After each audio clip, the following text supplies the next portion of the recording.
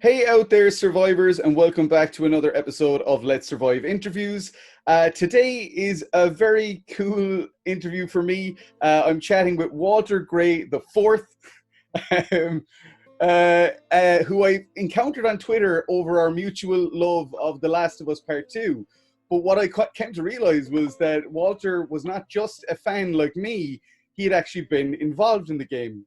So, welcome, Walter. Welcome to Let's Survive Interviews. So happy to have you Thank here. you for having me. Thank you for having me, Paddy. This is great. Thank you for loving what we do. Oh man, big time. I mean, I think I can safely say that going into this game, and like I knew, not that I would love it, but I had measured my expectations of what we were gonna experience. I guess I should probably put a spoilers disclaimer here because I can't imagine we're going to be able to talk too much about it without I was giving. going to ask about that, how just on the surface we should be, and we can't really get into, I think, what we love about the world, or especially about this title, if we aren't able to. So maybe, yeah, spoiler warning for anybody Yeah, watching. if you really, really get like, come back after you finish the game. That's what I've been telling people to do with my review. Yeah. But yeah, like I had measured my expectations. I didn't really watch any. I watched the original trailer when it first came out, and from that one, I originally thought that Joel was dead until he appeared and walked up to her. And even then, I went, he could be a ghost. It could be a ghost, or like a vision. Then when I saw the Abby trailer, that was the next one that we saw with the Seraphites. Mm-hmm. By the time I saw the last trailer, I only saw three, and the last trailer I saw was the story trailer that came out like a month ago. And when I saw that Yeah. trailer, without any of the leaks, without any of the knowledge, I had conditioned myself and prepared myself to I was like, yeah, Joel's going to die in this game, and that's what the revenge quest is going to be. So I think when I see a lot of people complaining about that, I'm like, did you not think this was Mm. going to happen? But yeah, so I'd love to just get your perspective on this game as well.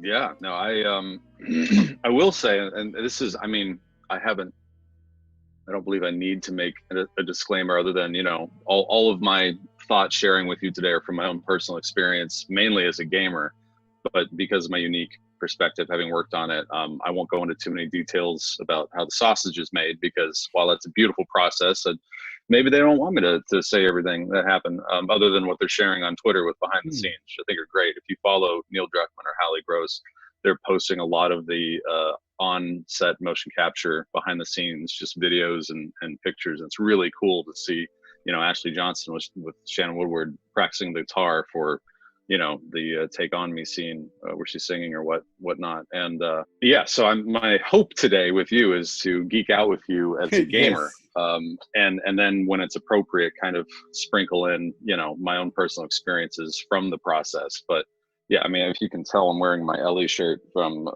Comic-Con, not Comic-Con, E3, gosh, 2013. Is that when TLOU2 came out? You I could only get think this if you so. play tested the first game, and it was a part in the game where, Joel gets into Bill's trap and you're upside down and you're trying to shoot Yeah. all the runners and the clickers, while Ellie's cutting you down. And I didn't want to play the level yet. I wanted to just, because we'd shot, or I'd worked on half of the first one. That's when I first started working at Sony as a PA, and I just wanted the T-shirt. But you couldn't get the T-shirt unless you picked up a controller and actually played the levels. So I got yelled at from some of the animators, just like, we don't want to waste it for you. I don't want you wasted. Just give me the T-shirt. But it's all right. I got to play it anyway. Yeah, this was, in my opinion, as an audience member and as a gamer and as someone that has, like yourself, I'm sure, replayed the first one for the past 7 years, countless Yep. times. I've lost track. Beat it ungrounded and went, is that it? I could play this whole game with, bottles and bricks. I can now, but knowing, everything about it, to go back into this world with a newfound sense of, I don't know Seattle, I don't know this world, I don't know what's in this building, I don't know if I go into this liquor store, if I go down to the basement, there's going to be shamblers or whatever. Like having that new perspective in this same world that we've come to love as gamers for years now is just so wonderful, and especially with the graphics just being Oh pushed wow, to the yeah. limit on the PS4, it's beautiful to behold. I still get awestruck from the code that must go into a reflection on water. I'm in my second playthrough, like I believe Same. you are, Yeah. and I was pushing a big garbage bin over just water, and I noticed just the wheel just going through the water and the ripples that it made, tiny little details Oh, just there's down so at the many. bottom. Yeah. And a whole team of people worked on that. So, so much talent.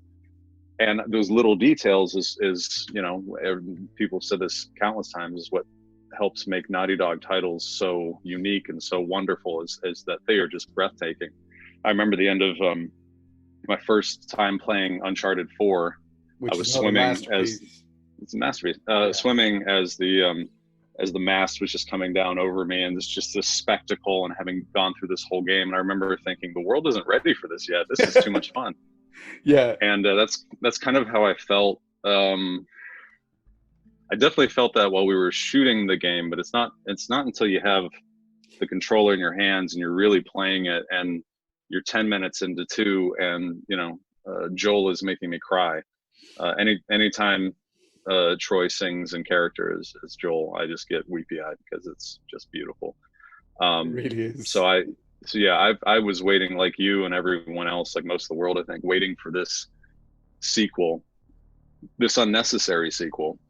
I say that because it's not necessary. The ending of 1 is perfect, but we all want to, those of us that really enjoyed the first one, we wanted to be back in that world, like I said, and for them to kind of explore, okay, what are the consequences from the first game? And they took a very specific one, the ending of the first game, and what Joel did to save Ellie. And I think making that so specific and so simple, Yeah, revenge, is very smart.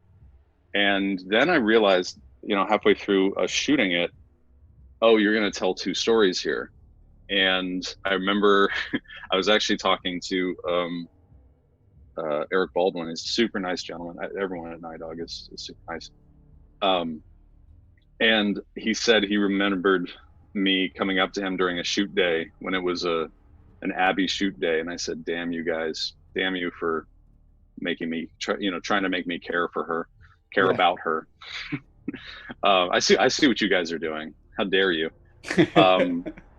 And I kept thinking up to the release, I'm like, this is going to be an uphill battle, because we have, again, a world and a game and a story that has been out for 7 years. People love Ellie. People love Joel. You mess with that. But I think, if anything, this sequel kind of reminds us and says, The Last of Us isn't just Joel and Ellie's world. Yeah. It is a world full of people, full of stories and lives. That's every piece of paper that we pick up, and it says so and so. I left this in the safe. Here's the combination, but there's a story there. Yeah. All these lives and now it's another reason that they have names for the NPCs when you take them out. Really personalizing that it's not just, these aren't faceless NPCs. NPCs in this world. They have more character. They have more. Everyone is trying to survive. Definitely. Sorry. No. Oh, sorry. Just to jump in. It's really just to take it back a little bit to something you said, is that when I finished the first game way back in 2013, I got a review copy from Sony back then, and wonderful. I had 2 days to play it before release, and so I just had to binge it. Yeah. But I remember at the end 2 things. First of all, I remember that at the end of the first game, like you, I said, dear God, I hope they never make a sequel to this. This is perfect as it is. It doesn't need a sequel. And second of all, I was actually, and I'm not a revisionist. I've seen a lot of people that I feel are becoming revisionists about stuff. At the end of the first game, I was so angry at Joel. I was so angry at him. You can't even understand. I remember turning to my wife and being like, and I'm going to swear, he fucking betrayed all the trust they built throughout this game. And he did it for himself. He didn't do it for Ellie. And I was so angry. I was furious. But then in my heart, I was like, but maybe she'll just believe the lie and everything will be fine. And they'll just... And what I love with this game is that they've come along and instead of just going, well, we could just do the fun adventures of Ellie and Joel and they go off and ride around the apocalypse having fun and taking out infected and whatever. But no, they went, let's use the first game as the most important thing in this. Even though everybody says, oh, it seems very disconnected to the first game, it's like, no, the first game, the ending of the first game literally sets up everything that happens in this game. Yeah, I remember you mentioning that in your review. I think I haven't seen any of those, but yeah, I think what you just touched on also, I think is the other. I mean, I just said specifically the revenge part. What Joel does at the end of 1 causes 2. Like, we're going to work on that, but really, what they explore is that lie, like you were saying, like the consequences of that lie and how Joel and Ellie's relationship have been changed because of it. And I think you just hit the nose, and I love to hear that you hated him for it, but you also understood it. I mean, you're mad at him. You're just like, you not only doomed civilization, but you did doom your relationship, presumably, with this young lady that is now your surrogate that you now love and care for and would do anything for. And leaving it on that, that just her kind of mulling it over and okay, you're just after everything you guys have been through. She even says that's one of the lines in the game is like, we don't have to do this, and she's just like, after everything I've done, after everything I've been through, it can't be for nothing. Nothing, exactly. And Joel made it for nothing. I was just going to say, and like that's something I put out on Twitter recently, is that I kept seeing people say certain things, and and people take this 2 ways. This is very interesting. My statement, some people think that I'm saying it as a negative, and some people think that I'm saying it as a positive, and that to me says everything about the statement, which is I say Ellie wanted a meaningful death, and Joel wanted her to have a meaningful life. Yes. Yeah. And people are like, oh, like Ellie she was only 13. She shouldn't have made that. She couldn't have had that decision. And I'm like, it doesn't matter. She's still like in her head. Her immunity had to mean something and had to benefit mankind. And likewise, Joel, he was like, it meant way more for him for her to go on and live a happy life than this potential cure. But that's what I love is that even that one statement draws positives and negatives. People take it different ways, which I find hilarious. But so telling about this story, this world, and these characters is that, like, one thing that I think we could definitely agree on here as well is that, with the exception of just straight up what I would call kind of trolling, I think a lot of people who have genuine criticisms about the game, everybody's super passionate about it. Whether it's agreed. Agreed. I'm having an ongoing text discussion. It's not an argument, a heated text discussion with one of my best friends from grad school, and he's a huge gamer. He plays so many more games than I do, and he gets through them pretty quickly. But he recently, played it when it came out, and he loved it. Thought it was masterful. Hated the ending. Oh, really? Hated the ending. And Whoa. once a day he texts me and says, "Fuck Abby," and I go, okay. So then in my mind, they didn't do what they were hoping to do, which was have you sympathize with her at least just enough to be okay with the ending that they went with, which I believe that they did. Neil and Hallie, I think, told IndieWire or someone like that was not the original ending. But we can get to that later. But I just thought it was but it was, like you said, it was passionate. We both were very, just texting furiously, just like, well, what about, what do you think about this? And this is like, yeah, no, that's fine. But really, why do this? You're not going to. So that passion is there. And I think that's everything. We also, I have a wonderful theater teacher from my high school who I still keep in contact with to this day. He's actually playing the game right now. I'm loving it.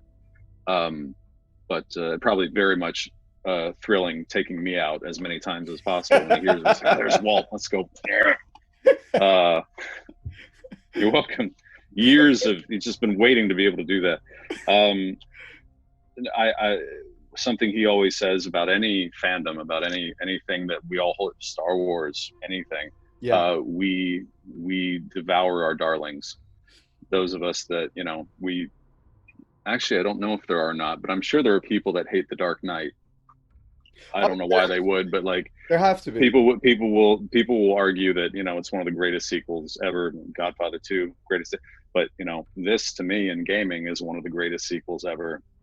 And like you said, it's not perfect, Yeah, but I think that's one of the reasons. One isn't perfect. exactly. That's one of the reasons. Personally, with Dark Knight, I wouldn't introduce Two-Face until the very end of the film, and then that's what 3 is about. And Two-Face has a mafia; he has a whole gang of people, and then you keep him on for that. And I just thought it was whole kind of tacked on to Dark Knight, but it was still masterful and brilliant. I saw something the But other day that yeah, said that The Godfather Part 2, when it came out, was massively derided by critics and fans because they were really upset with it, and the choices okay, I and believe it. yeah, same. Yeah, But now it's kind of revisionist history. Everyone's like it's. But then again, you can hmm actually look at the finest example of that I've ever seen is that I'm going to get crucified because I'm saying this on the internet. Um, oh no, when Prometheus came out, I didn't hate it. I'm not going to say I loved it, but I didn't hate it, and I was sure, very much the odd one out with that opinion. I was like, I think it's kind of cool. I like the theology stuff. I like this, and people sure. were telling me how bad it was. And what I did was I found that in 1979, 1980, I hmm found a bunch of reviews, probably more than 10 reviews for Alien that said it was For the worst Alien, thing yeah, ever. And I'm of looking at course, this like Alien is up there as one of my probably top 3 favorite films, and I'm looking at this going, phenomenal film. Yeah, yeah, like it's inspired so much pop culture and everything. And I look at these reviews and go, I wonder does this dude realize now? Like, you know, it was interesting. But yeah, I think as you say, with any kind of fandom, I mean, I'm wearing a Rick and Morty t-shirt right now, and that is one hell of a toxic fandom. I love the show, but the fandom gets very well, and that's the case where I have, you know, Rick and Morty underwear. I love Rick and Morty. yeah, But I would never storm a McDonald's demanding Szechuan sauce, something that exactly. I think I remember from 1997, but honestly, I probably never ate. I might have had it with my chicken nuggets. Yeah, I don't remember. But that is, yeah, that is a whole other level yeah, of, crazy I fandoms. can't relate to that. And it sounds like you can't relate to that. And No. it's, you know, it's fascinating to observe and to go, that's interesting. I'm glad they're passionate about something. I really wish they weren't abusive to an employee making minimum wage just trying to sell them hamburgers. But But it's that part of, likewise, it's been frustrating to see people attacking the likes of Neil, Haley, Laura Bailey. I'm just like, why are you attacking the voice actress for Abby? Like, she is not your problem, you know. But no, yeah, once you start harassing people, that's just it's straight up, I've been calling it like vitriolic, just kind of spewing of, I knew it was happening. I knew since the leak happened, there was a lot of internet just rage, and then obviously the review bombing and everything like that. And I only joined Twitter 6 months ago, mm, because one of my heroes, and I don't know if you're a big podcast person or if your audience are big podcast people, David W. Collins, he does the soundtrack show. And my God, if you know nothing about music, if you know everything about music, this man who's been working on Star Wars games and films and for just forever, this man is so intelligent. He breaks down all of our favorite films. He recently just did a 4-parter on Superman. He's done Empire Strikes Back, the original Star Wars, Jaws, a lot of John Williams. But he yeah. also talks about what music is. And anyway, just a quick plug for the soundtrack show, I will David definitely W. check it out. Collins. I love It is podcasts. phenomenal. And I would start at the beginning because he talks about what music is just at its core. I learned what dies irae is, the death notes that you hear now, and every time I'm in the theater, when they re-released The Matrix for their Mm, 20th anniversary, before all this shut down, I was able to go see The Matrix at theater, which I hadn't done since, you know, '99. 99, yeah. And they had re-upped the sound, like they had done a remaster of the soundtrack, and I could hear the music so brilliantly that I hadn't Mm. really heard, or you know, as a younger person, but I was able to hear a lot of what he was talking about. It just blows me away. If we have time, we should talk about the The soundtrack for score. the Last of Oh, Us games, because Gustavo, my yeah. God, Gustavo is. I mean, Anyway, when I heard that, I just got completely off track. no, you're all We were talking about trolls online and then harassment, and I just went, "Hey, listen, music. I like that. I like that it was like, hey, here's negative stuff. Let's talk about something fun and cool. I like that. I've been doing a lot of that. My therapist reminded me of this lately. I do a lot of that. I do some spinning, which sometimes is healthy and helpful, and sometimes I completely avoid an issue to try to get back very quickly. I was aware that that abuse, that online abuse, was happening, and I didn't really get a whiff of it myself until the game came out, and I was able to tweet, "Hey, I worked on this. This is great." That some of the most random comments in my tweets have just been like, "Hey, this was great. Thanks for having me, guys. This was amazing." Just some of these people would just start sliding in there and saying just horrific, Nasty. wishing physical harm on people. And I went, if this is all I'm seeing, and they've been seeing this for months now. I mean, the slurs towards Neil, death threats, The lies. I've been tracking the lies about, and I'll the give lies. I'll give you a quick little story, actually, just not to take away from yours. But I like that we're both. No. But Yeah, when the game came out on Friday, last Friday, I think. My all time is last. It's quarantine. But yeah. when it came out, I had everything spoiled for me on the day of release. I had one spoiler up to that point, which I was like, yeah, I kind of knew that would happen anyway. But then on the day of release, I went on and Naughty Dog had put up a lovely post about the release. So I checked it. And then literally top post was a guy who just posted the bullet points of all the spoilers. And I did the whole, oh God, no, but it was like, it's there. It's burned into the back of your retinas now. Immediately. That's why you can never look at the comments. Oh no, but it was crazy. Ever. Yeah, I don't think I'd even gone in. It was just, you know, the way it pins the top comment. Yeah, like, it's just right there. Yeah. So yeah, that was awful. But right, what it ended up doing for me was that there wasn't a lot of positivity in those early days on the Friday, the Saturday, Sunday, because the people who would have been positive were playing the game. I was playing the game as well. But because I kind of had everything spoiled for me, I kind of took that opportunity to go in and kind of not attack, not fight, not argue, but to clear up things, like especially these lies, because there was stuff about, oh, Neil portrays this character in the game, and I was like, no, that's not true. Like that's just straight up not true. And being able to cite and like post links and for those first 2 days, I felt a little bit like a vigilante, or like the guy who was like, yeah, I'm about to say you're helping right the wrongs in the internet world. Just going, guys, no, look, please. How many people believed you? That's the other question. Were people actually stopping and going, you know, Paddy, you're right. Thank you. I was wrong. Because I feel like that never happens. If they're gonna keep posting all this bullshit, they're gonna be stuck to that. And I will say that there was, whenever you would post a fact, then you got silence back. Like there was no response beyond the fact. But what I will also say is that actually since then, when I've had other discussions about the game with people who I definitely believe have played the game and they do just have genuine criticisms, we have often come to discussions where we say, hey, look, I don't think we're ever going to agree on this, but like, you're a good dude. I respect your opinion. Let's just walk away. And I'm like, this is happening on the internet. I'm having discussions where it doesn't devolve into just awful name calling and like people being able to say, that's your opinion. And yeah, let's stop beating around this and just go our separate ways. I'm like, if this game can do that, it can do anything. If it can make a game where people can actually just say, yeah, that's your opinion, man, that's incredible. And that it goes more to, you know, it reinforces what we were saying earlier, that people are the fact that people are so passionate about this on either side, and that alone shows its power. And again, it was one of the most highly anticipated titles, since, I don't know, the last big thing.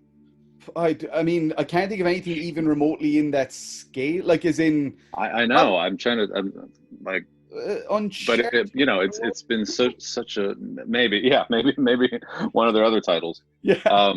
I know when Witcher 3 was coming out, a lot of fans of the series, but I wasn't a fan. I didn't play Witcher 3 until recently, and I loved it. It was a lot.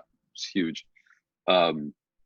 But yeah, so I just feel like I'd never in our lifetime, I haven't seen something this, you know, highly anticipated in this medium. Definitely not for like games. this. Yeah, exactly. Yeah, and I feel like maybe that has been helping fuel the light and the dark side of this whole experience, not just playing the game, but the release of the game, the media attention, the PR, the horrible things said on Twitter. But yes, But none of these. Sorry, go ahead. Sorry, it's interesting you say that, because I fully agree with I've never seen a video game have this much build up. But yeah. And I do understand why there are comparisons drawn to The Last Jedi. The reason I understand it is, again, because Star Wars is that level, where every new release, regardless of whether it's going to go through, absolutely, build that level of, and The Last Jedi was the one that divided the fans so right down the middle. Ooh. Oh yeah. And go ahead. No, I keep you're the host. I keep interrupting you. I'm being a terrible guest. Your opinions. Well, you're saying all the things that I want to jump on. And actually, I had only heard that comparison once or twice. I didn't think too much of it, but I mean, where I stand with Last Jedi didn't work for me. That being said, those some friends, Facebook friends, a neighbor actually, people that have said, I enjoyed it. I felt like I was watching a Star Wars movie. I felt like I got my money's worth. Then I said, then it did its job. Then I am happy for you. I can't sit down, Walt can't sit down and watch that movie, especially with my girlfriend, and go, well, because then my brain goes, this is why that doesn't work for 8 different reasons in the established universe that we've known for 30 plus years. So that's when I start to go, okay, you start to, but that could be said for a majority of films. You look at Jurassic Park, you look at Indiana Jones, your willing suspension of disbelief is challenged constantly. Yeah. You can't tell me Indy is going to swim onto a German U-boat from a pirate ship, and then presumably that U-boat submerges to get to the island. How does he survive that? Or at the end of it, when he and Marion are on the rock, all the electronic equipment is destroyed by the Ark and all the electrical. And then the very next scene, they're in Washington. How did they get off that island? How did they get back to Washington? T-Rex comes out of the T-Rex paddock to try to kill Goldblum and Sam Neill and the kids. And then, right there where the goat was, ground. And then guess what? We need something more exciting to happen. Let's knock the car off of this giant ravine that came out of nowhere right where all of this was happening. Is it amazing? Is it fun to watch? Absolutely. Jurassic Park's one of my favorite films of all time, but that is a huge plot hole. That is. So, but just more to your point that you were saying earlier. Yeah. And here I go again. I went off on a tangent because you said Last Jedi, and my sirens in my head went off. I said, not that fucking movie again. Oh God. Because despite me not caring for that film and what was done to some of my favorite characters, what matters is, and what I keep trying to remind myself with The Last of Us, with anything that we love, our darlings, is that if it did its job for me, I'm happy. If it did its job for a friend of mine or even someone I don't know on the internet and they are happy, but it didn't do it for me, I'm happy they're happy, because that means that means that the product did its job one way or another for someone. Yeah. And so I try to keep that in mind. I keep that in mind when I'm having fun, argumentative dialogues with my friend about the ending of The Last of Us. Like, we're both passionate about this art. We're passionate about the storytelling. So it's okay that we don't agree. And that's another thing, all of us, it's a wonderful thing to remember. And I think you say this on your show as well. It's okay to not agree with everybody on something. In fact, that's what helps make it art. Two people can look at a Van Gogh and go, this is beautiful. No one can be like, this is shit. He was drunk. It's just all blurry, whatever. I'm gonna jump in actually, because I go to a lot of film festivals with touring my own film and stuff. And I'll give a quick example, which is Gaspar Noé's Climax. I saw that at a festival 2 years ago. And I'm walking down the aisle after the movie, and I'm still not quite sure how I feel about it at that point. I'm kind of like processing what the fuck did I just watch. I'm walking down the aisle, and to the left of me is somebody who said that was an absolute masterpiece. That was the best film I've ever seen, I think. And to my right is a person who said that is the biggest pile of shit I've ever seen in my life. And I was like, I love art. I love it so much. I love Yeah. See, I love that you were able to have that perspective while yeah, you were still going, I don't know what I think about this. You literally heard the polar opposites on each side of you. yeah. I love that. I love that. I tried to stand up after seeing Last Jedi in the theater and my legs were numb. That was the first Oh, time it had ever happened. And I saw Titanic in the theater, I think more than once, because my mom was obsessed with it. I was too young, but like that had never happened to me. And I think part of that was I was just on the edge of my seat, just being like, is this, that was kind of cool. That makes no sense. But that had never happened to me. And I went, okay, well, because my legs are frozen, I had a physical reaction to this that wow. I can't explain. I'm going to think about it later. I also remember, coming out of, I think it was Man of Steel. That wasn't well received. It had its moments. And I remember in the bathroom, there was a young kid, maybe 7, that had gone with his dad. And I loved that because I had gone to see Superman Returns with my father. Yeah. Also, not the best received film, but still going to see a superhero movie with your dad. Like I was just There you go, immediately, personal superhero. Yeah. I was trying not to, listen to a father and a son have a conversation next to the urinals, but it was happening after the film because I was just kind of like, I don't know if I like that or not. And the kid, 7-year-old child, said to his dad, I understand that he had to fight Zod, but couldn't he have taken him out of Metropolis so nobody else got hurt? And I thought, when a 7-year-old says that after seeing the film, Maybe where you was the did. focus group? If you're going to have a Dragon Ball Z fight, have it where they have it, out in the desert where nothing's happening and there's no collateral damage. But It's then you couldn't have Batman versus Superman with Bruce Wayne being all upset that, the trash to Metropolis. they trashed Metropolis. It's so funny Anyway. though. I'm so glad that we've ended up here because one of my best friends, one of my best friends in the world, he's an actor. I've worked with him. He was in my film The Perished. He was the creature. Which I want to see, by the way. If there's a way, if I can rent it on Amazon Prime or something, Oh yeah, I'd love to I'll check it out. links. It's on all major VOD Please. platforms, I believe. In the Okay, great. Wonderful. Tubbs, Stephen Tuberty, he plays the creature in The Perished, and I just think I love creature performers. I think going to mocap, which we'll get to in a few actually. Yes. There's something about just having to use your physicality to express something. But Tubbs is a gigantic Superman fan. He's a massive, but I love to burn him constantly about Man of Steel. No. I'm so glad we've ended up here because I'm just going to send him the link to this interview. Oh no! No, I'm sorry, Tubbs. It's really fun. What's really funny is I found a Facebook memory the other day. It came up in my memories that the day that I saw Man of Steel, and I said, "Yeah, that wasn't a bad movie." And so I screenshot it and sent it to Tubbs and said, "This is what I thought." Because just to let him know, I'm literally ribbing you. Like I don't actually hate this movie. You know. I'm doing this just to get a rise out of you. Yeah. But what's great is he loves it so much that nothing phases him. Like we can all burn him on it, and we do continuously. But he loves it so much, and I feel that way about The Last of Us too. I could be around 10 people telling me they hated it, and it's never going to change what I felt about it. Like not. And I think you're touching on exactly what helps being such an art form. All of our favorite films. This will inevitably be one of the greatest. We will consider, I'm assuming, 2, what we thought 1 was Last of Us 1, which was a landmark in gaming. Yeah. This is landmark in storytelling, and this pushed the envelope and did even more in that same world. And it's just like, holy hell, how can you do that? Because it has affected us so deeply as audience members and as gamers. It is now special to us. It is now sacred to us in the sense that it brought something out of us. I cried a number of times playing this game. To have that emotional release and not feel, I don't know, that it was forced out of me or that it was, but it did something. We all have those films that we have revered or loved forever because they do something that makes us happy and makes us feel good. And that's the whole point of doing all of this.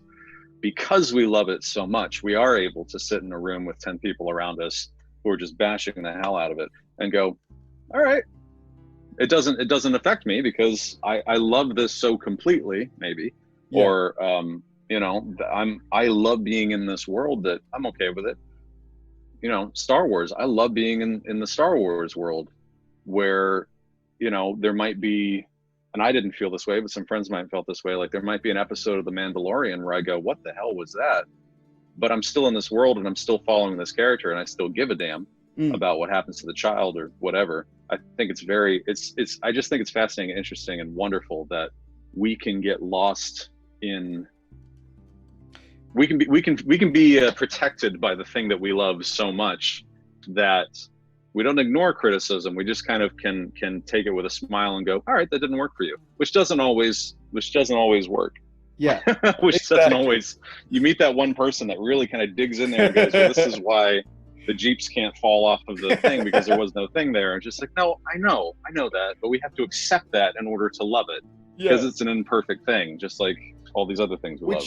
Anyway. As you say, going like with The Last of Us, as I said in my review, there's several things that like as you say, that I accepted to continue loving it. But and like I'll hear people say things like the pacing didn't work for me, and I will go like, I can totally understand that. I genuinely can. When you have a 30-hour, well, close to 30-hour game, I can fully understand why pacing might be an issue. All I can say is that from an open world title, yeah, exactly. But all I can say is that from my perspective, I was never once bored. I was never once going, "Oh God, come on already." I was invested for all 30 hours. But that's my experience.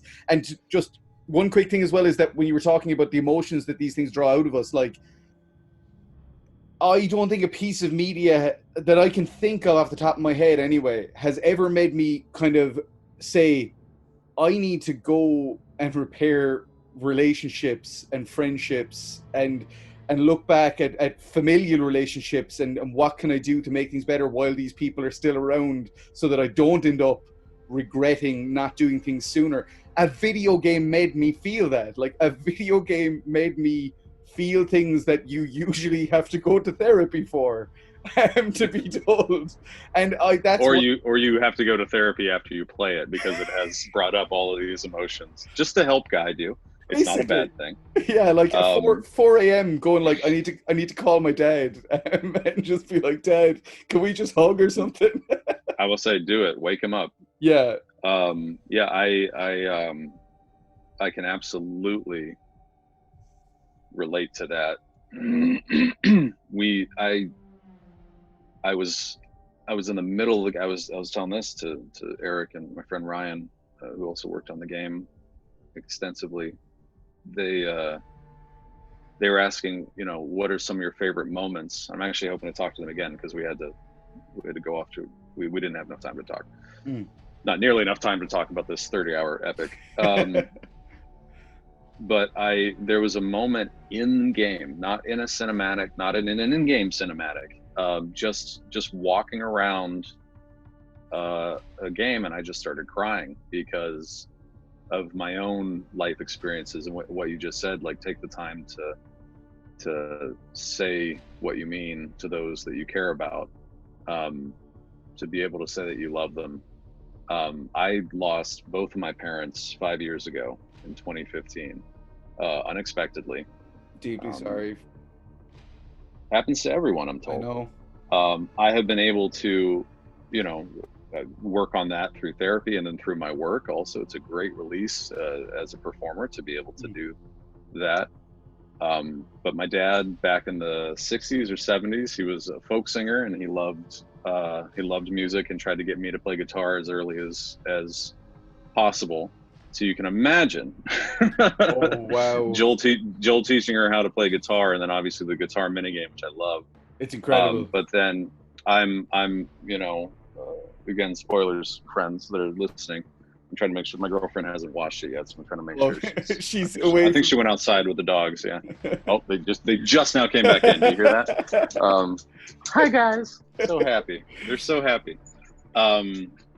I went into his house after everything was said and done, and you probably have a very similar situation. I went upstairs and I went in and I saw his workbench and I saw the hand carved stuff. I'm like, oh, this is cool. Like, just again, this is the storytelling through, like, Uncharted was doing this since the beginning. Like, environment. Dead Space is it's all right.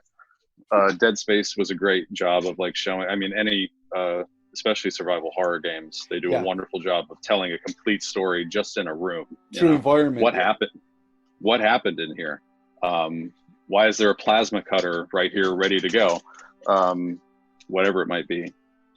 Anyway, I go upstairs, I get to his workbench, and I'm just kind of, when I play a game, especially when I play a Naughty Dog game, I try to go into a room and just really scour it, see if there's a card to pick up, if there's a coin. But while I'm there, I'm also kind of zooming in. And quick side note, did you notice the first time in Jackson, when you're in Ellie's room and Jesse wakes you up and you have to go on patrol?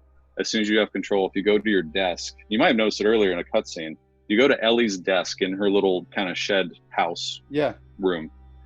Sam's robot from 1 is on her desk in the corner. I saw that, and that was one of the first things I noticed, and I went, those are the details that fans of the series that are just going to go, this is what I want to see.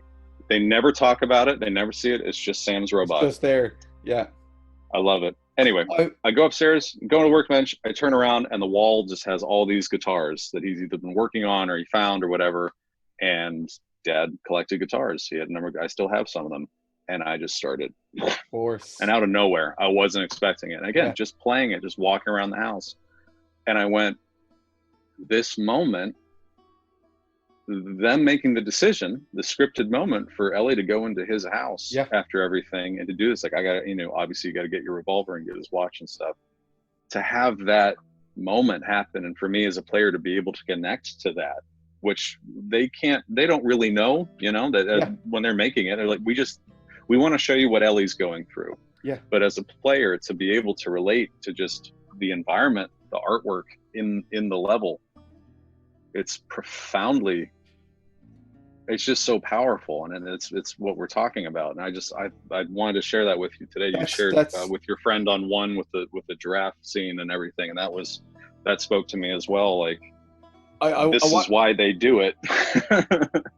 I want to thank you for sharing that story, because I do think that video games as a medium are often seen as slightly more juvenile. I think it's because it's a younger medium than music or movies or theater or these other art forms, and I think a lot of people still have this. But when you hear these stories and how people connect through this art, and it can be anything. I've had emotional experiences playing Super Mario games. I've played Mario Kart and had an emotional moment because of a certain track that I used to play with somebody or whatever it is. Sure. But what I will say is that I had a very similar moment on my second playthrough, the one I'm playing now, which is when you go down into Eugene's basement, right before you go into the weed cellar.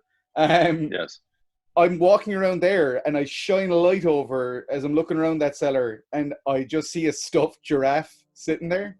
And that, similarly to what you just said, just again, they could not have known that putting a stuffed giraffe in the game might have an emotional connection. They might, in the sense of, it was in the first game, but to straight away to again bring me back to my feelings of my friend. It's just masterful storytelling.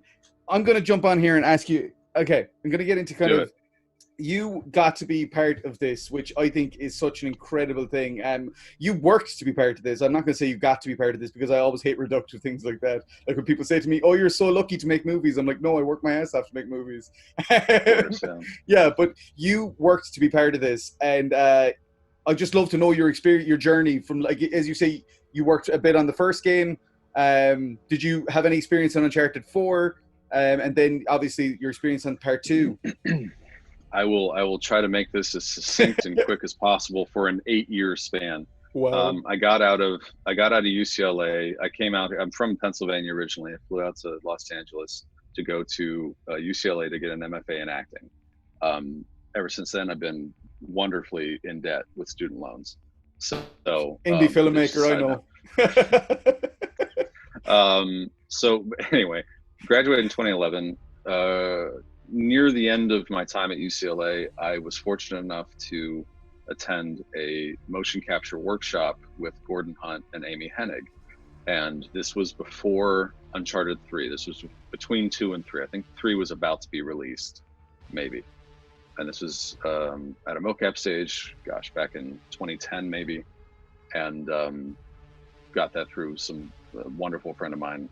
And it was an 8-hour day, a workshop, just a whole day of what is motion capture, what is acting in motion capture. And I did it, and I felt, it felt amazing. I felt like, oh my God, this acting in video games together and acting in motion capture. Oh my gosh, it's theater in the round.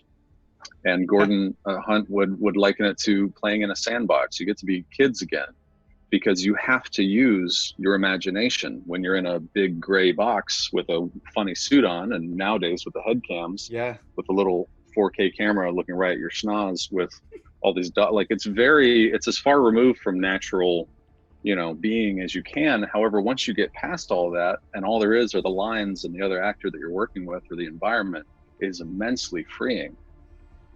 I didn't know all that day, but that was the start of going, oh, this is something special. This is something I want to be a part of. Finished school. Shortly after that, they had another mocap workshop, and Bill Beamer, who was the head of the studio at the time, back at the old stage, said, I need a new production assistant. And I showed up in a suit, and he yelled at me for that, because he always wears Hawaiian shirts, and said, you can't look better than your potential boss if you want this job. And I went, yep, that makes sense. Started taking my tie off. Got that job also through a wonderful friend of mine, Scott Carlisle, who's actually been throughout this whole journey. He's been in and out of a suit with me, another phenomenal actor, also from UCLA, also a student of Gordon Hunt's. I don't think I'd be here without him.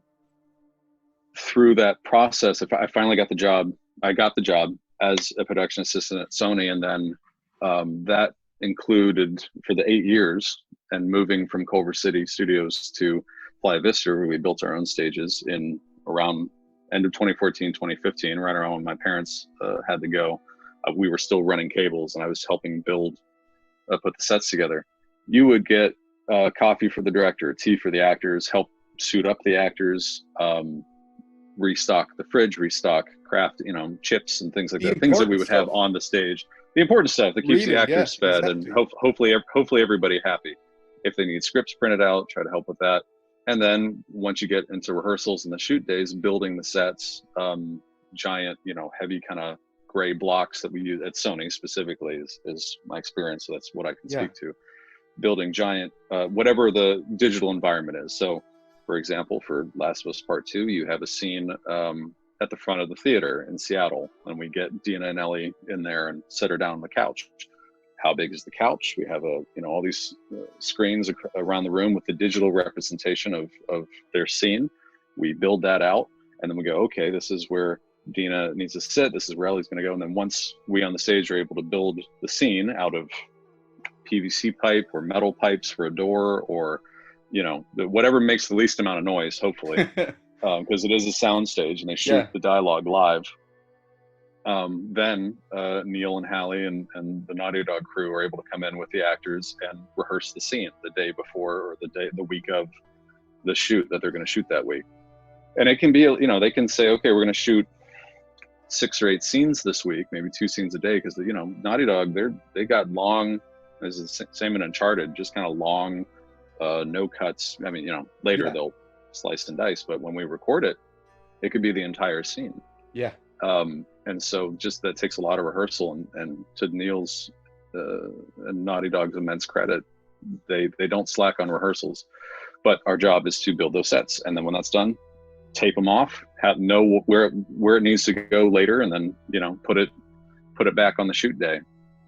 And again, just kind of helping the shoot go smoothly. So if these 3 actors are needed for the first scene, but we have 2 actors that aren't needed until later, they're welcome to sit up, where talent can sit in the couches. But if we're shooting on the red light, they need to talk, or if they need to be on the phone, or if they need to record an audition, we'll help usher them out of the room so that, and then it's their turn. We go get them, swap them out, just help things move efficiently, as efficiently as possible. You would, working for the stage, you would provide a service for the client, whatever they might need. And we didn't just work with Sony, but it was mainly, predominantly Sony titles. I've been lucky enough in my motion capture career as a production assistant. I came in halfway through Last of Us 1. One of the first scenes I remember them shooting was Sarah's present to Joel on the couch. It was the very beginning of the game. But they were halfway through shooting by then. Like, they had already shot Bill's stuff, as far as I know. So I didn't get to meet W. Earl Brown, who's one of my favorite actors. He's amazing. I love Bill, love him. I was so hoping he would be in 2, and I totally understand why they're like, no, we're so far removed and away from. He doesn't want to be there anywhere. Get the fuck out of my town. If you were saying you like podcasts, there's a podcast I listen to. The 2 guys are based in LA. It's called The Movie Crypt, and they had W. Earl Brown on an episode about 3-4 months ago, and he was absolutely fantastic. Hearing him talk Deadwood and Scream and oh yeah. Okay, I got to check that out. It's really good. But yeah, sorry to cut you off. It's just no, please. That's important information that I need. So thank you. No, but I started halfway through Last of Us, and then I helped shoot God of War, Days Gone, Jedi Fallen Order, Death Stranding, Uncharted 4, Uncharted Lost Legacy, which I was lucky enough to also get a little bit of motion capture in that. One of my first big mocap gigs was on Lost Legacy. Which I absolutely love, by the way. I love Lost Legacy. I love that. That one also made me tear up. Yeah, but I was very surprised.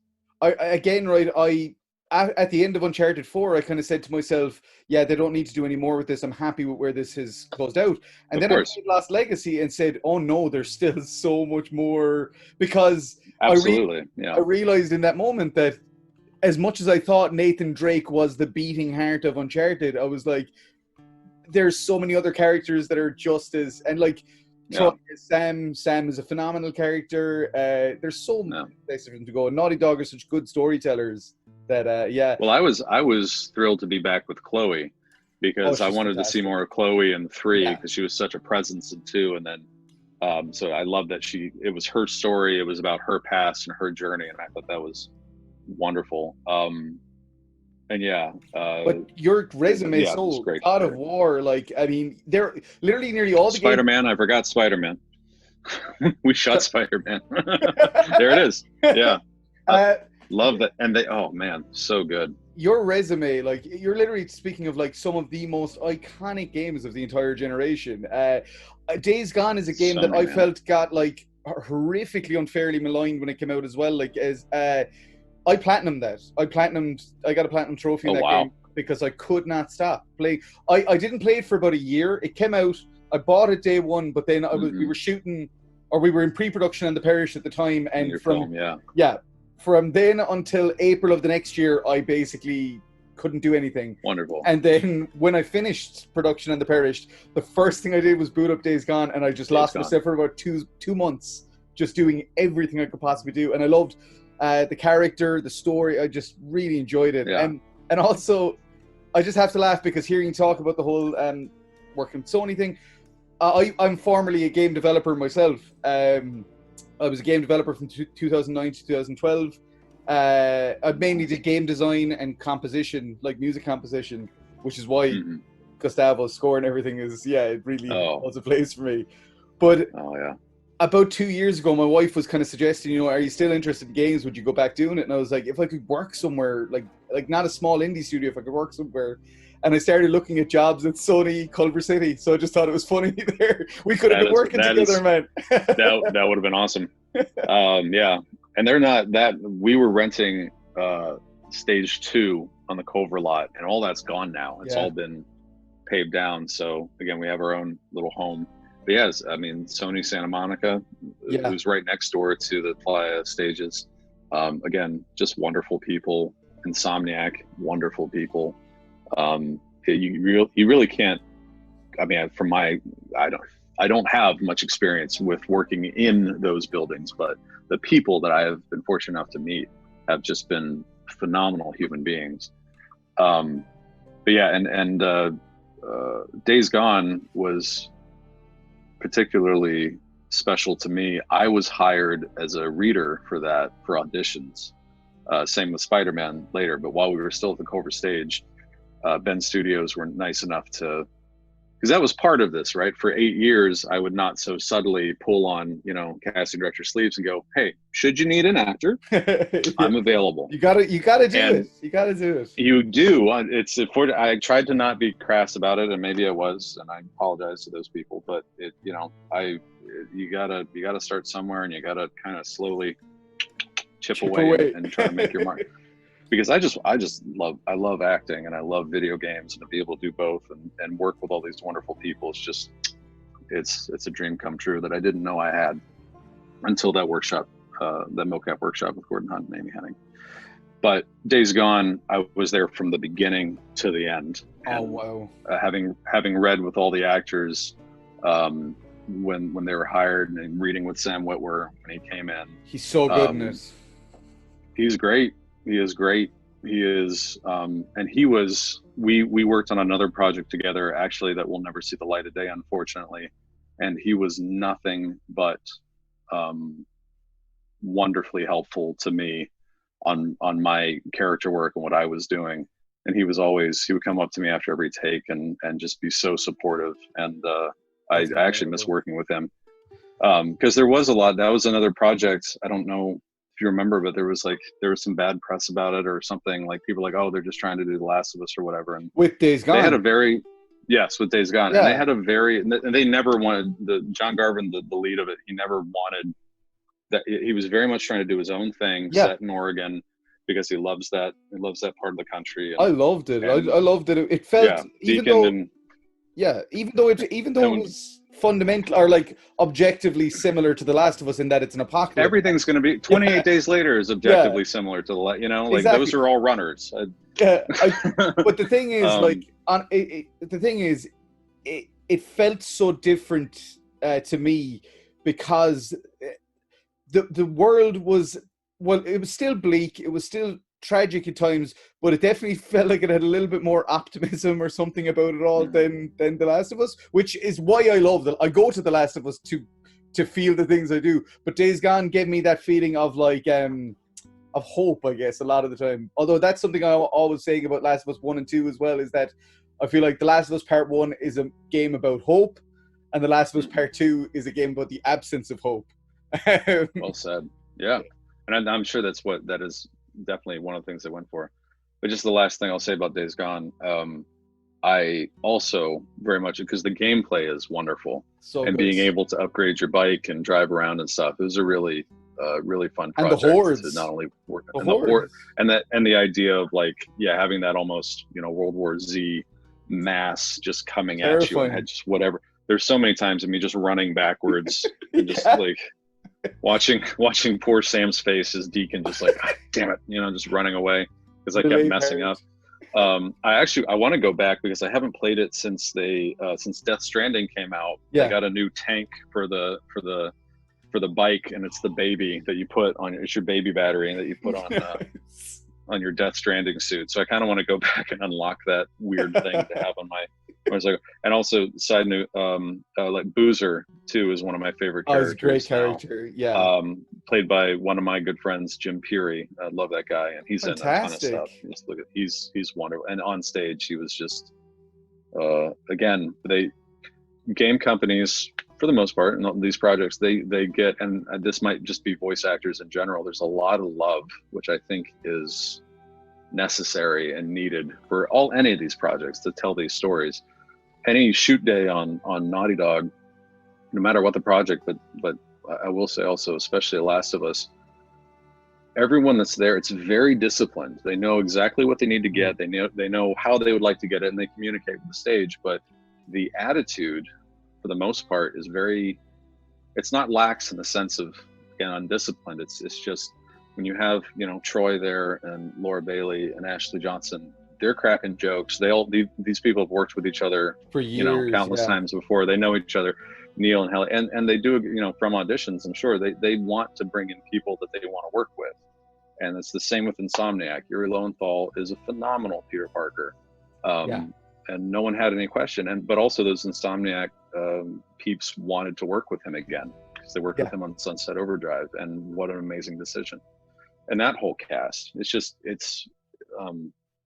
it makes me happy to think about those casts and those shoot days, and how everything, even on days when a computer would shut down, or maybe I don't know, they thought they'd sent us the right animation, or they thought they sent us the right level. We don't have it today. Damn, what are we going to do?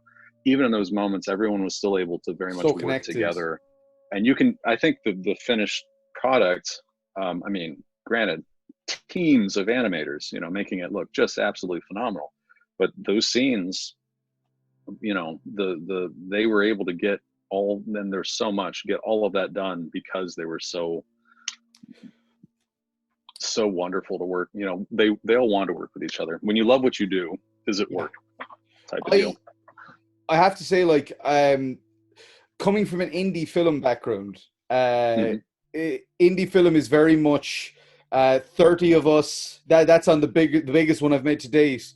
28, 30 people crammed into a old parochial house in West Clare. So we're sleeping there, we're living there, we are family while we're making this thing. And families fight, families are best friends. Families can say things to each other that and whenever anything goes wrong, family is there for you and will jump in and help get it resolved. And just everything I'm hearing you say, it sounds like the same vibe. We always very call it familial. our film family. Yeah.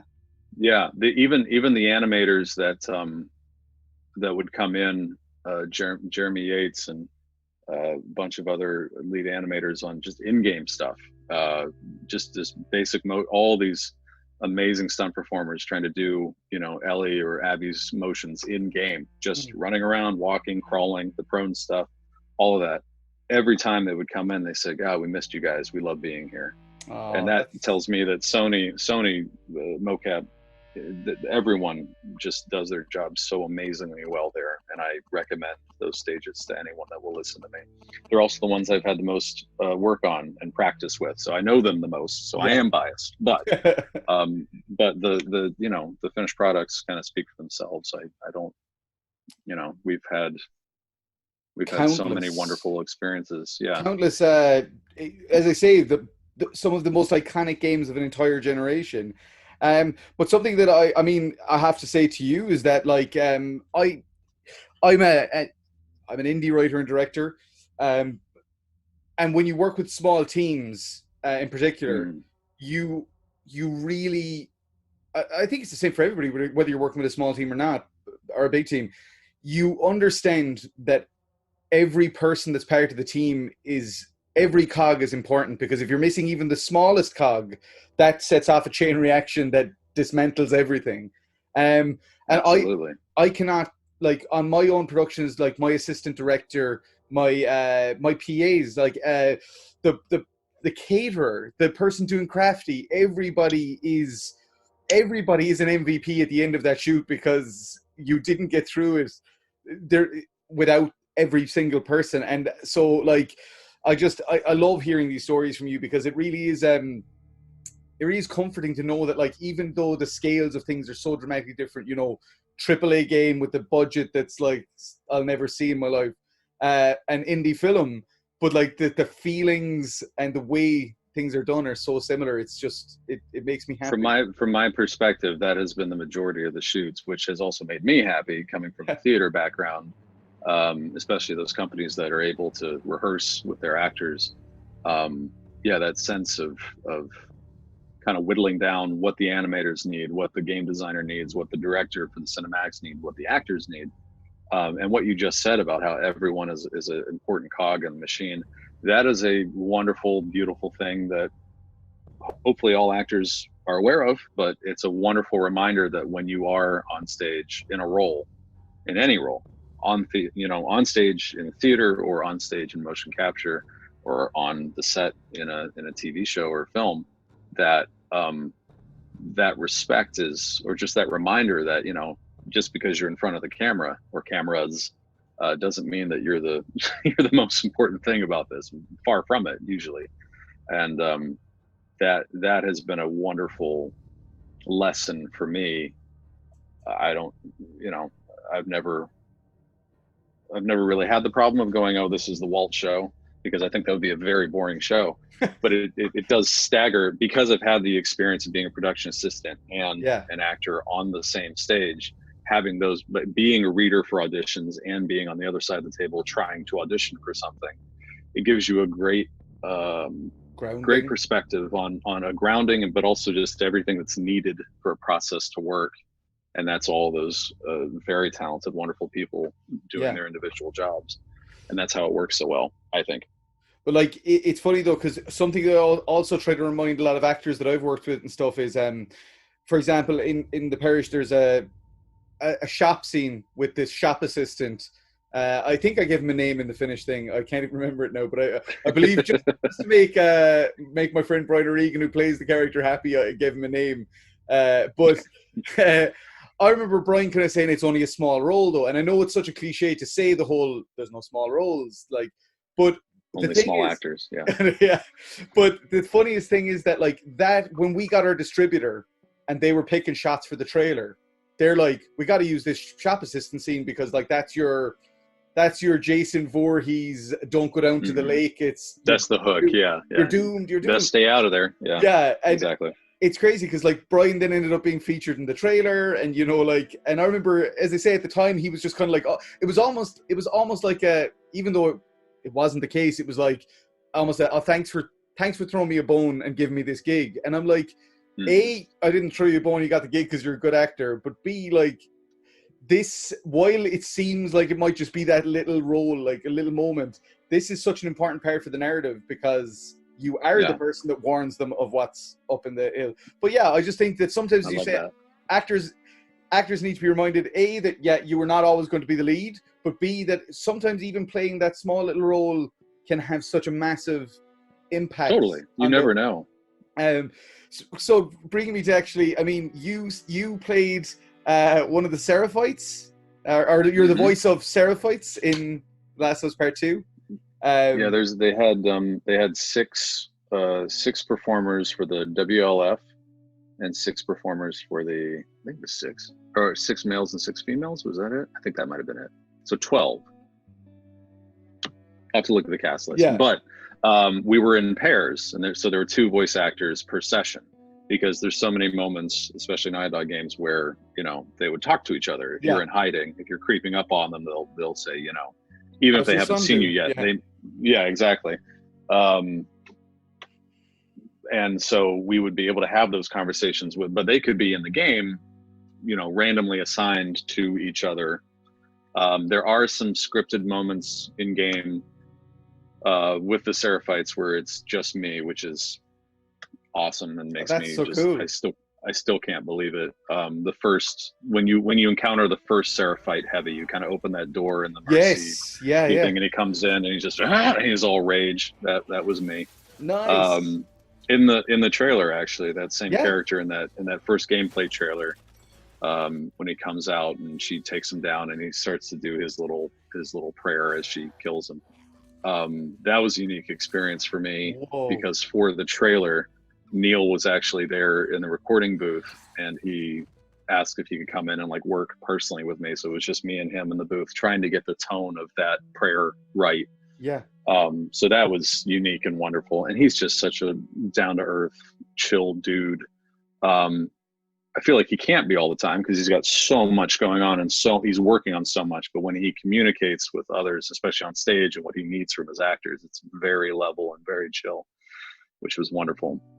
Just a side note, little thing. And then I had a day, I think it was 1 or 2 days of an infected runners, which was very fun and can be very draining, as you can imagine. Yeah. A lot of screaming. My audition actually sounded, we joke about this all the time. My audition sounded like Homer Simpson on fire. And I was just kind of going off of the first game. I'm like, I know what the runners sound like. I don't think anybody can, I'm sure there's some, I know there are some very talented people that can do clicker noises. I cannot. No, me neither. We had all these new infected for the new game, and I auditioned for all of them. Even though my clicker wasn't very, it's like, I just tried to do something and it didn't work. But for my runner, I was like, okay, Homer Simpson on fire, we got this. And thankfully they brought me in for that, and I made that same joke, and they said, yes, accurate, that is the first game. However, for the second game, we want to hear more of that pain. We want to hear more of that. This is early on in the disease, but there's a part of them that's still in there, and they can't control their bodies anymore, and they don't want to lash out and hurt. All they want to do is, they probably want to die, but they can't. And so that was it was a lot of like, if you listen to, there's been a couple times that I almost got killed because I would go, oh, that's me. And I'd kill all the other infected. And I would just be still, running at, it doesn't sound like that. It sounds much better. You're running at Ellie. And then eventually, just throw a Molotov because I love hearing myself lit on fire. But that, the pain of, if you listen to like anytime they wind up, they give you those great moments to hit L1 dodge, and kind of dodge out of the way. Now I love the Same. dodge mechanic in this new game. But they give that wind up. They were very specific.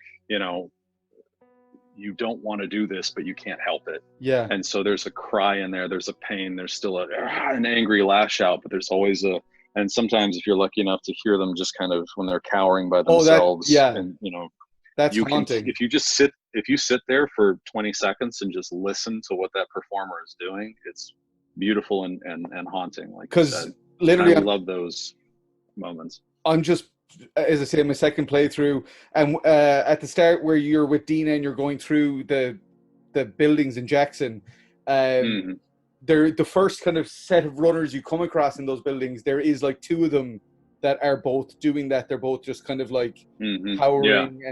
And what's mad is the first time I just immediately went out and killed them. But this time, because I'm taking this playthrough a lot more chill, a lot more, drinking everything in. I kind of sat there for a bit and just listened because I knew Dina wouldn't act until I did. So I was like, I was kind of just watching and just being like, oh, it's so sad. Like, it's so sad. Like they're tragic creatures, And then they did the audio team was phenomenal and very specific about how the infected were alive in this environment, and the majority of it is just so sad, and it helps obviously with your experience and everyone. Sorry to interrupt. Oh no, you're all good. So we talked a good bit there about this. I mean, again, just you said you've been having an ongoing debate with your friend about the end of the game. So I mean, I don't think we're going to debate because I think I'm guessing we land in a very similar place. It sounds like we're both okay where things ended up. Yeah. I guess one thing I'd ask you is, and obviously this is like, just as a disclaimer, like I'm pretty sure you don't have insider knowledge or anything like that, but like from your own personal perspective, that final or that new menu shot that you get when you finish it and you see the boat and you see it is oh god, what's the name of the place? Catalina. It's Catalina Island. It's Catalina. Yeah, it's San Bernardino. Yeah, like you see that. Like, what's your take on that? Do you think in your heart of hearts, Lev and Abby have made it off, or in the world of The Last of Us is everyone just doomed to a horrific fate? I mean,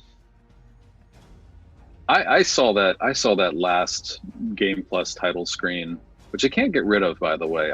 It's beautiful. I don't want to get rid of it. However, when I show the game to my girlfriend and we get to the title screen, I don't want her to see that. I want her to see the dark rowboat in the water, the boat in the water. That's what I want her to see. So she has that image like we did. Yeah. And then when you get to the end, you go, oh God, it's that book, So maybe I'll just show her on YouTube. I'll just put it up and do. This is the menu screen, okay? Now close your eyes and ears, and I'll start the game. That's probably what we'll end up doing. I saw that kind of bright, beautiful, picturesque, almost reminiscent of the epilogue in U4, actually. Yes, yeah. I kind of went. That was Naughty Dog going, you've been through this ordeal. Here you go. Here's a nice, soothing image. After everything you've been through, now you as the player can kind of sit on the beach. And you're just kind of like, but I still don't feel good about anything that happened. So I feel like it's a personally, as again, audience member, I go, that's hilarious because this is some of the darkest, most horrible shit I've ever had to go through. And now I'm sitting on a beach. I might as well make a pina colada and sit here and just watch the waves roll in because it's the solar opposite. So I didn't necessarily take a story beat from that. I took as a player, congratulations, here you go. You've earned this bright, happy thing. That's all I took from it. I didn't go past that. As far as where everybody ends up, I'm okay not knowing. Oh, same. Like with the first much game, like yeah. the first. Yeah, so I haven't really. I I honestly can't thought, stop myself. I keep saying yeah, I'm fine with it and all the rest of it, but then I keep going right. into in my head. I'm like, I bet Ellie went back to Jackson to look for Dina, and then 2 seconds later I go, she wouldn't go back to Jackson because I don't think she could face Tommy with the fact that she didn't go through with it. And then on my second playthrough, I'm now looking at things totally differently because now I've gotten Hmm. to where she is giving out to Tommy for not wanting to go after Abby. And I'm like, oh my God, this is such a fucking reversal of what happens later in the game when Yeah, Tommy is absolutely, chewing her out. absolutely. It's Well, and incredible. this, yeah, that's actually a really good point. Yeah, well, that's I think just these amazing Character arcs for arcs, all of yeah. these characters that and Jeffrey Pierce is Oh, Tommy he's is. phenomenal. I when I tweeted congratulations to all the main cast members, most of the main cast members, I said I liked Tommy in T1. I loved him in T2, Yeah, same. including his last scene, because Tommy in that last scene at the farmhouse is the player. Yeah. Oh, You know, 100%. He's Tommy's the fan Tommy's coming in base. and be like, I know that you've found your utopia. You've actually achieved the impossible in this world. You have the most beautiful end that you could have Yeah. with Dina, with Potato, with this farm. It is amazing. Except Ellie has really bad PTSD. Ellie's not sleeping. Ellie's not eating. We can see in her character Yeah, model, she's she was gone already so skinny. frail. Yeah. She's even skinnier. Which I found And like when you come back from playing as Abby for so long and then you start playing as that Ellie, yeah, she suddenly it's feels even smaller. You're like, oh my God, she's totally, fragile. totally. Which is I also, I mean, side note, Abby's character model at the end of the game, I Oh, loved. I harrowing. was, because getting used, but like, one of the things I love about this game is how often do you see A a strong, muscular, woman yeah. built like a brick shit house is the old Yeah. expression, I think, which is a terrible expression, but it just means. Yeah. And the similarities between her in her fighting style especially, but just her overall kind of, her arc and her demeanor is Yeah. very much Joel. Yeah, exactly. It's that And whole she mirrors Joel a lot. Yeah, it's that whole you if you're lucky enough you live long enough to see yourself become the villain, like she becomes her Dark worst Knight. We're back enemy. to Dark Knight. Yeah, exactly. She does. Yeah, because she enacts revenge. Yeah, maybe. Yeah, And then she does lose a part of herself. We're kind of getting off topic here, but I know. we'll circle back. She gets so easy to, when we both were just loving Passionate, swimming yeah. in these TLOU waters. She loses a part of herself that she then tries to get back with Lev, With I Lev, think, like Joel with and Ellie. Yara. Yeah. Exactly. And then that starts getting tested because all of her friends start getting taken out. That's the other thing. Everything made sense to me. Same. And I'm sure it did to you. Everything Yeah. was justified. I went, of course she did that. Of Yeah. course she did. What would you do if your father got killed when all he was doing was trying to perform a surgery that would save mankind? And something I pointed out on Twitter yesterday is that even if you disagree with the cure thing, even if you say, well, look, the cure was not 100%, I'm like, dude's a fucking neurosurgeon. Like, he's still valuable in this apocalypse. Yes. Like, regardless of, like, okay, beyond that, he's a human being. So, but like, if people are gonna, and the first thing they do as you start playing as Abby, make her younger, show an old scene, show a flashback like we were doing with Ellie, show this parallel, show him saving a zebra, a mother zebra. And just show, and then again, great casting. Derek did an amazing job because, and that's, as an audience member, I go, I see what you're doing. It was me back on the stage. I see what you're doing, Naughty Dog. You're trying to make me give a damn. This is a father-child relationship. So of course, immediately I gave a damn. And even how comfortable and cool he is with her relationship with Owen, and he's joking with her about it, and all of that. And Owen was, I mean, Patrick Fugit, my God, the cast they got for 2 was phenomenal. The cast they got for 1 was phenomenal. The cast they got for 2 was just blown away. But yeah, so those moments. Another moment, you have Manny, who is spitting on Joel when they're attacking him, just swearing at him in Spanish. And you're just like, as Ellie on the ground, you're just like, no, fuck, I'm gonna kill that guy. Yeah, exactly. Can't wait to kill him. Cannot wait to kill him. And as soon as you start up in the stadium, you walk over. Oh, here's Manny's dad. That has a condition. He's older. His hand's shaking, and he's like, "Hey, you take care of him." And you just go.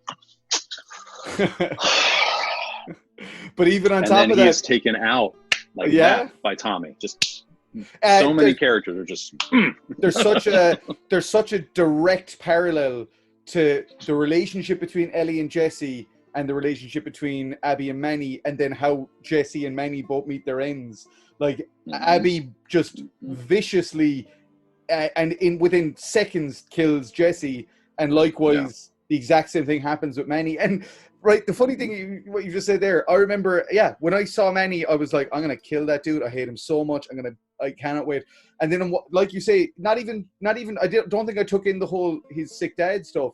Just walking around the stadium with him, and we're chatting, and he's funny, and he's making me laugh about these stupid jokes about, I hooked up with her, and blah, blah. No, of course, yeah. I'm like, ladies man.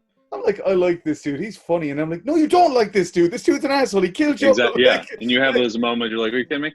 There is, I don't know if you got to it, and maybe you're not there yet on your second playthrough, but if you're not there yet, when you get to the stadium, he says, go get some food, go get us some burritos or whatever. And before you can do that, you can actually go over, and he's sitting with his dad. And this is another great thing about this game. You need 3 or 4 playthroughs to see everything that they shot. There's that whole. Did you go to the music store in the kind of open worldy part? I missed it. I'm doing that this playthrough. Okay. I know I missed people. I messaged somebody right after I finished it and said, I thought there was a version of Take on Me in this game, and they were like, there is. Go to the music store. I was like, oh fuck. Nope. And that's the thing about, you could go to, and they did that on purpose. I think is that there's an entire cutscene. Yeah. A scripted shot on the mocap stage cutscene with her doing the aha cover, and it's beautiful. And that scene with Ellie and Dina is beautiful. And I remember it happened, and I went, I could have completely missed this. Yeah. I'm a bit of a completionist, so especially with my games, and I wanted to see all this, and so I'm glad I didn't miss it on my first playthrough. But I just went. I'm telling anybody that'll listen to me without spoiling anything, make sure when you get a map, and you have an open world thing, you got to get some gas, go to the music store. I tell everybody, make sure you go to the pet store, because you need to get a dog leash so you can carry 2 long guns at once. I was you have to check everything out. I was convinced I had everything done in the open world section. Like, that's the worst thing. I'm very much the type of person that, like you say, I do when I go into a room, I go from all around it, and I go in between all the shelves about 4 times to make sure that I got everything. But just whatever it was, I think the open world section threw me, because I was so like, oh fuck, I can go anywhere. Shit. Oh god, I don't even know. Okay, let's look on the map and just see what's marked. Yeah. And like it and for a bit I thought, is this the game? Is The Last of Us 2 now like an open world game? And I was a little bit nervous, but I was also kind of like, but I'm kind of in for this if they do decide to go that way. Sure, yeah. But then happen. I was glad when we kind of did go back to but as I say, I do also love though when you do. It's like when you play games like Until Dawn or other stuff like that. I do love when you have these conversations with someone and you say, they're like, "Did you do this?" And you're like, "I didn't even know you could fucking do that." I had no idea that was a thing. Yeah. And because it really makes you want to go back and play it again and find all those extra. I mean, I know. I think I did. In my head, I'm like, "Oh, I did everything in the museum scene. I did everything."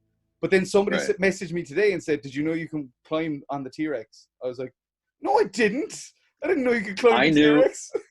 So that part came up in the game. We had a whole, more than one day, but we had a couple of in-game days where we had to build at least the parts that she would climb on to put the hat on, right? Yeah. So if it was the Stegosaurus, and it was just maybe for, she's still teenage Ellie, she would like have to put a leg up, then hold on to this bar, and then come up here and put the hat on.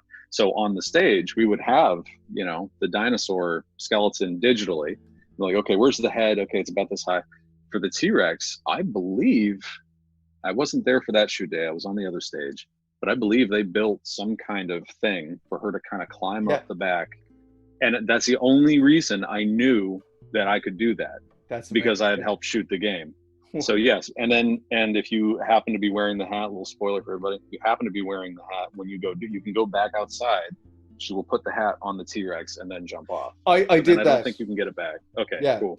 I did that. I also got the dinosaur in a hat trophy with Joel. Yes, Joel. It was so good. You can't take it off. It's my birthday. Like one thing, I mean, we're going to kind of wrap this up soon enough. I would say we're probably out of time almost. But one thing I will say is that the voice actors did. I mean, I think we have sang their praises, but I think we could do it for another 10 hours. Like Troy Baker, I've heard a lot of people say, oh, Troy was done dirty in this game. He doesn't have much to do. He's this, he's that. Troy's performance in this game is probably one of the most heart-wrenching performances and this goes back to the whole, there's no small scenes, there's no, like, it doesn't matter, it's what you do with it. And what Troy does with his scenes as Joel just completely tore my heart and soul out. Those scenes as flashbacks were so instrumental into not just reminding us what was at stake for Ellie, but also that a wonderful bridge in the sequel. It was almost like you could have had it as DLC in between the two games because of these levels. But to have these moments of, here's Ellie at 16, here's Ellie at 17, and in the end of each, I love this. At the end of each flashback, there's a little bit more doubt.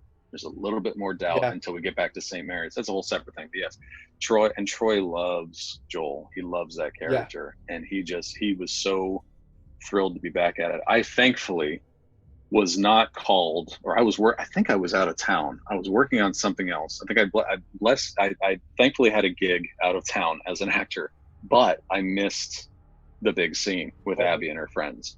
I didn't see it, so I knew it happened, but I had no idea how it happened. Which thankfully, and also I didn't know how this game ended. Last thing we'll say before we have to wrap up. I didn't know about Santa Barbara. I was there for the scenes they shot with Travis Willingham and Logic as the Rattlers, the big Rattler, little Rattler, and like having the infected strung up and like pushing him, and she, then you get an MP5, which I loved. The whole last part of the game for me was like an 80s action movie, taking out that, and I loved it. I was there for it. Yeah, she's bare armed and she's sweaty and she's got I was just like, we've earned this at this point. And also, letting the infected go and let them go after them, I love it. Also, your empathy at that point, like for these villains, for these characters, the Rattlers, you were like, I'd kill. I think I went out of my way to kill every one of them. I was like, I don't. Yeah, scum. Probably. I have no problem killing you. I wish there was an easier way to avoid the dogs, but I haven't figured that out yet. Yeah, I'll figure it out at some point. I will let you go very soon, very promptly. One thing I'll just quickly say is that, last note on that ending as well, and the whole Joel flashback, is that for me, one thing I felt with the flashbacks is I've heard people say, oh, there's too many flashbacks, and they could have done it linear and all this. But for me, the flashbacks, they recontextualized our idea of Joel, because coming in from the end of the first game, you have one opinion of Joel, and either that's that Joel is your hero, he's your protagonist, you love him, or like me, you're a bit pissed, you're a bit like Ellie, you're a bit pissed off and a bit disappointed. But every one of those flashbacks recontextualizes their relationship. Totally. And they've said this a couple times. They were messing with that order constantly. And that last scene in the epilogue where she's sitting down and trying to play guitar again in the empty house, they show the night of the big kiss in the barn after he finally got his coffee. And that was, I think, initially that was something that happened at the beginning. And I thought it was very smart too. Last thing, and we're out of time. One of the biggest trailers was the night of the dance, and that's obviously you find out that's cinematic in the game. And they just talk about it. I heard you and Dina kiss last night, and I thought that was so smart because those that bought for this game, that were looking forward to this game, they had obviously seen that trailer multiple times. And we didn't need to see it because we had seen it as audience members. And I just thought that was great. So yes, you can show it at the very end of the game because that's when it's the most important. That's when we can get that conflict resolution with Joel. Yeah. But also because when we saw that trailer, we didn't see Joel's input. So you're kind of waiting for that to know. That's right. Come on, That's right. like, what did Joel do? Yeah. Did he punch What happened? Seth? Yeah. Like, you know, Yep, I'm going to let you, Walter, we could stay here. We both pleasure, Paddy. We could. And people watching would just go, oh my God. So much. I think this is either my longest or second longest interview to date. It's up there. But I love it. And also the other person Good. was also a mocap actor, so that's funny. Oh, perfect. It was Great. Steve Palmer from Red Dead Redemption, who's also Oh, wonderful. yeah. Oh my God. But thank you so much. I'm so glad we found each other through the cesspool that is Twitter. And, thank you for reaching out. Thank you for reaching out and sharing your love and your appreciation. I highly suggest you reach out to John Garvin on Twitter and tell him your thoughts on Days Gone. He would love to hear I would those, love or anyone that worked on Days Gone. Reach out to him or something. And keep doing what you're doing, man. Especially if you have another film on the pipeline, don't stop. And I'm gonna check out your first one. Yeah, I had semi-retired at the start of lockdown, because I understandable. But I'm as soon as now that the things are starting to open up again or change, I'm suddenly going, oh, I have an idea. Oh, I could do. Yeah, I love it. It's gonna happen. Well, in Ireland, maybe not in the U.S., but definitely, if you guys are able to do that in Ireland, by all means, go shoot something. Yeah, it's been a pleasure, Paddy. Thank you so much for having me, man. I hope we talk again soon. Should you need me? Absolutely. Should you want me, call upon me. Let me know. Let's talk about this. Like, I'll just shine the Walt symbol into the sky. And shine the Walt symbol. It's basically a middle finger, just with. I'll be like, he needs me. Paddy needs me. But no. But I love survival horror games. I've been a fan for years. So if you ever do a Dead Space episode or an Outlast episode or whatever, let me know. I'd love to chat. 100%. But thank you for having me. So just to close out this episode, as I say at the end of every episode, and it's always super important, especially in these times, and that is, let's survive together and peace out.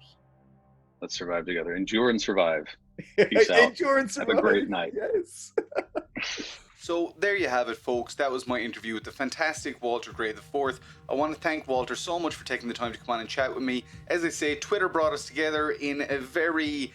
I can't think of the right word for it, like a vicious time where there was just a lot of hatred flying around and mutual love for horror gaming, and in this case in particular, The Last of Us Part 2, kind of brought us together, and I'm so grateful for that. You've heard here that Walter has had an incredible career in games, working on basically some of the most incredible first-party Sony titles of the last generation. So as I say, Walt is just a wonderful human being. I'm so glad I now know him, and I cannot wait to chat to him again soon.